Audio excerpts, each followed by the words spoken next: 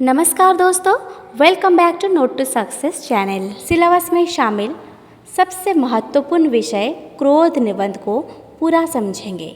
इस वीडियो में हम जानेंगे कि आचार्य रामचंद्र शुक्ल ने क्रोध को लेकर क्या वैज्ञानिक और मनोवैज्ञानिक दृष्टिकोण रखा है। अगर आप हिंदी शिक्षक भर्ती की तैयारी कर रहे हैं तो यह वीडियो आपके लिए रामबाण साबित होगी। चलिए इसे शुरू से अंत तक आसान भाषा में समझते हैं। निबंध का मूल विषय और उद्देश्य। मूल विषय यह है कि एक मनोविकार या भाव संबंधी निबंध है। इसमें शुक्ल जी ने क्रोध की उत्पत्ति, उसके स्वरूप, उसके सामाजिक प्रभाव और उसके अच्छे बुरे पक्षों का गहरा मनोवैज्ञानिक विश्लेषण किया है। उद्देश्य, समाज में क्रोध को केवल एक बुराई माना जाता है। शुक्ल जी का उद्देश्य इसके पीछे के मनोविज्ञान को समझना है। वे बताते हैं कि क्रोध कब तक स्वाभाविक है और कब यह एक विनाशकारी अंधापन बन जाता है। सीखने योग्य बातें। इस निबंध से हमें यह सीखने को मिलता है कि क्रोध का जन्म कैसे होता है, क्रोध और बैर में क्या अंतर है तथा एक शिक्षक या सभ्य इंसान के रूप में हमें अपने भावों को कैसे संतुलित रखना चाहिए। क्रोध की परिभाषा और उत्पत्ति। क्रोध कैसे शुरू होता है। शुक्ल जी निबंध की शुरुआत बहुत ही प्रसिद्ध पंक्ति से करते हैं। क्रोध दुख के चेतन कारण के साक्षात्कार या अनुमान से उत्पन्न होता है। सरल अर्थ में जब हमें कोई दुख पहुंचता है और हमें पता चल जाता है कि इस दुख को पहुंचाने वाला कौन है, जो कि चेतन कारण है, तब उस व्यक्ति के प्रति हमारे मन में जो भाव आता है उसे क्रोध कहते हैं। उदाहरण देकर समझे, यदि आपको पैर में ठोकर पत्थर से लगी तो आपको क्रोध नहीं आएगा क्योंकि पत्थर में जान नहीं है। लेकिन अगर आपको पता चलता है कि कोई जानबूझकर आपके ही जो जान पहचान का कोई व्यक्ति आपको चोट पहुंचाता है तो आपके अंदर जल्द से क्रोध उत्पन्न हो जाता है। किसी व्यक्ति ने जानबूझकर लात मारी तो आपको तुरंत क्रोध आ जाएगा। ठीक है, अगर आप जान रहे हैं कि एक व्यक्ति ने मुझे लात मारी है तो आपको उस पर क्रोध आ जाता है। पॉइंट 2 है क्रोध का सामाजिक विकास और महत्व। ठीक है, समाज में क्रोध का क्या महत्व है, क्या क्रोध होना ज़रूरी है, इसलिए हम देखेंगे। पहला है सुरक्षा का साधन। ठीक है, फर्स्ट क्या है, सुरक्षा का साधन। शुक्ल जी कहते हैं कि क्रोध जीवन के विकास के लिए ज़रूरी है। यदि मनुष्य में क्रोध ना हो तो वह समाज में दूसरों द्वारा पहुंचाए जाने वाले दुखों को रोकने का कोई प्रयास ही नहीं करेगा। सेकंड है भय और क्रोध में अंतर। जो मैं बोल रही हूँ आपको सिर्फ नोट बनाना है। ये है हमारा मेन पॉइंट। क्या है, 2 सेकेंड पॉइंट है क्रोध का सामाजिक विकास और महत्व। इसके सब पॉइंट्स 2 है सुरक्षा का साधन और फिर सेकंड है भय और क्रोध में अंतर। देखिए, भय से मनुष्य दुख देने वाले से दूर भागता है, लेकिन क्रोध मनुष्य को उस दुख देने वाले का मुकाबला करने की शक्ति देता है। इसलिए क्रोध समाज में अत्याचार को रोकने का एक सुरक्षा कवच ही है। ठीक है, थर्ड पॉइंट है क्रोध का अंधापन, अंधा क्रोध। ठीक है, क्रोध का अंधापन। देखिए, जब क्रोध बहुत अधिक बढ़ जाता है तो मनुष्य की सोचने समझने की शक्ति, जो हमारा विवेक होता है ना, वो नष्ट हो जाती है। क्रोधी व्यक्ति यह नहीं देख पाता कि जिसने उसे दुख दिया है उसकी मजबूरी क्या थी या उसका इरादा क्या था। वो बस तुरंत बदला लेना चाहता है। इसे ही शुक्ल जी ने क्रोध का अंधापन कहा है। ठीक है, क्रोध का अंधापन क्या है आपको समझ में आया। जो समझ में आ रहा है बस नोट्स बनाते चलो या फिर बार बार रिकॉर्डिंग को सुनो।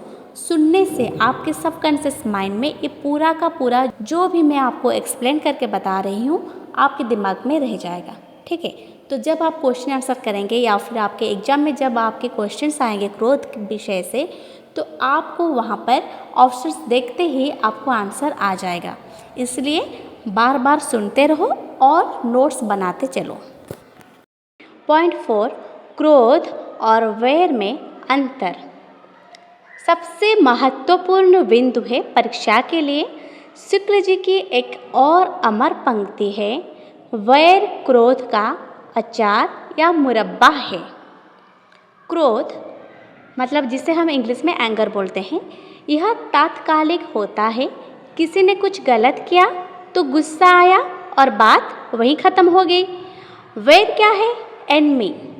जब क्रोध को मन में बहुत दिनों तक छिपाकर संभाल कर रखा जाता है तो वो वैर बन जाता है।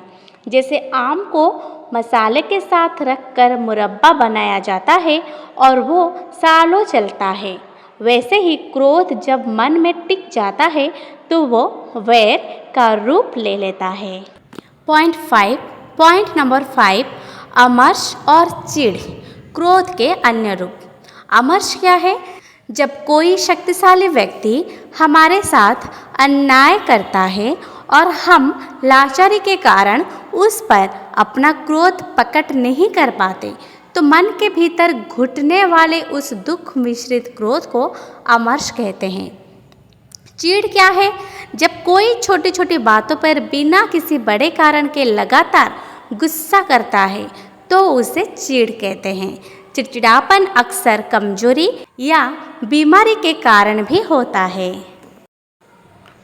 पॉइंट नंबर 6, क्रोध की सफलता और विफलता। शुक्ल जी के अनुसार क्रोध तब सफल माना जाता है जब वो सामने वाले के मन में डर पैदा कर सके या उसे अपनी गलती का एहसास करा सके। यदि आपका क्रोध सामने वाले को प्रभावित नहीं कर पाता या केवल आपका ही खून जलता है तो वो क्रोध पूरी तरह विफल है। अगर सामने वाला को डराने में सक्सेस होता है तो वो सफलता है। अगर सामने वाला बिल्कुल भी नॉर्मल है, कोई रिएक्शन भी नहीं दे रहा है, तो आपका क्रोध पूरी तरह विफल होता है।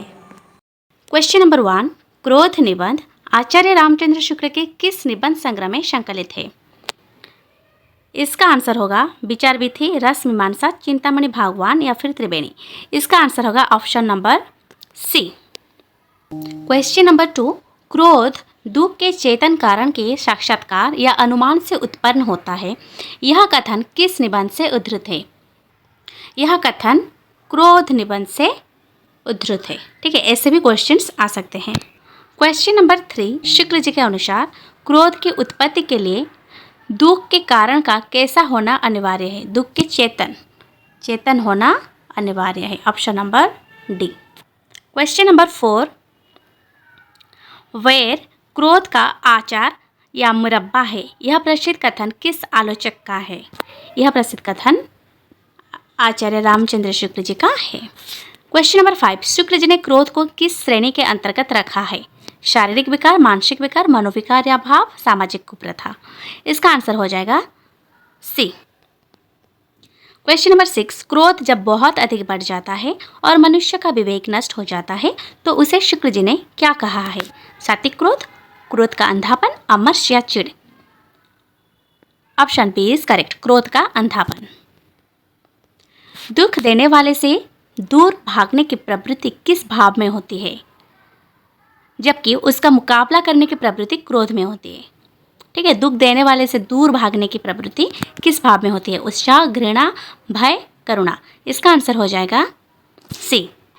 क्वेश्चन नंबर 8, जब क्रोध मन में बहुत दिनों तक टिक जाता है और स्थायी रूप ले लेता है तो वो क्या कहलाता है?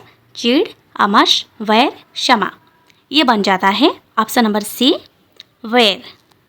क्वेश्चन नंबर 9, जब कोई शक्तिशाली व्यक्ति हमारे साथ अन्याय करता है और हम विवशतावश कुछ नहीं कर पाते तो मन में घुटने वाले भाव को क्या कहते हैं?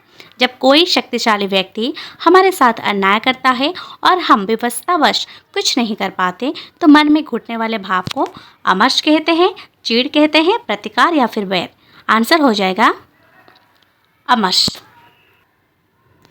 क्वेश्चन नंबर 10, बिना किसी ठोस या बड़े कारण के छोटी छोटी बातों पर लगातार गुस्सा करने की प्रवृत्ति को चिढ़ बोला जाता है। ठीक है, चिढ़ कहा जाता है। Option number B. Question number 11, Shukla ji के अनुसार क्रोध का सामाजिक महत्व या उपयोगिता क्या है? समाज में अशांति फैलाना, दूसरों को डराना, समाज में अत्याचार और दुखों को रोकना, खुद को श्रेष्ठ साबित करना। इसका आंसर हो जाएगा ऑप्शन नंबर सी, समाज में अत्याचार और दुखों को रोकना। क्वेश्चन नंबर 12, यदि किसी व्यक्ति को रास्ते में पड़े पत्थर से चोट लगती है तो उसे क्रोध क्यों नहीं आता? क्योंकि पत्थर सुंदर होता है, क्योंकि पत्थर अचेतन कारण है, क्योंकि चोट धीरे से लगती है, क्योंकि पत्थर बड़ा होता है। निबंध के अनुसार option number B is correct, क्योंकि पत्थर अचेतन कारण है।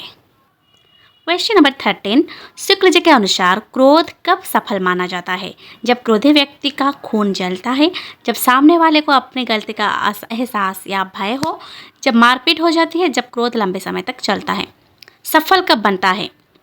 जब सामने वाले को अपनी गलती का एहसास या भय हो। Option B. क्वेश्चन नंबर 14, चिड़चिड़ापन का मुख्य कारण अक्सर व्यक्ति में क्या होता है? अत्यधिक धन, शारीरिक या मानसिक कमजोरी और बीमारी, बहुत अधिक ज्ञान, सामाजिक मान सम्मान। इसका आंसर हो जाएगा ऑप्शन नंबर बी, शारीरिक या मानसिक कमजोरी और बीमारी। क्वेश्चन नंबर 15, क्रोध का अंधापन व्यक्ति से सबसे पहले क्या छीन लेता है? धन दौलत, शारीरिक शक्ति, सोचने समझने की शक्ति, वाणी। निबंध के अनुसार सोचने समझने की शक्ति। Option C is correct. अंधापन क्या छीन लेता है? सोचने समझने की शक्ति छीन लेता है। क्वेश्चन नंबर 16, चिंतामणि भाग 1 का प्रकाशन वर्ष क्या है जिसमें क्रोध निबंध शामिल है? 1939 ईस्वी। क्वेश्चन नंबर 17, शुक्ल जी के अनुसार भय और क्रोध में मुख्य अंतर क्या है?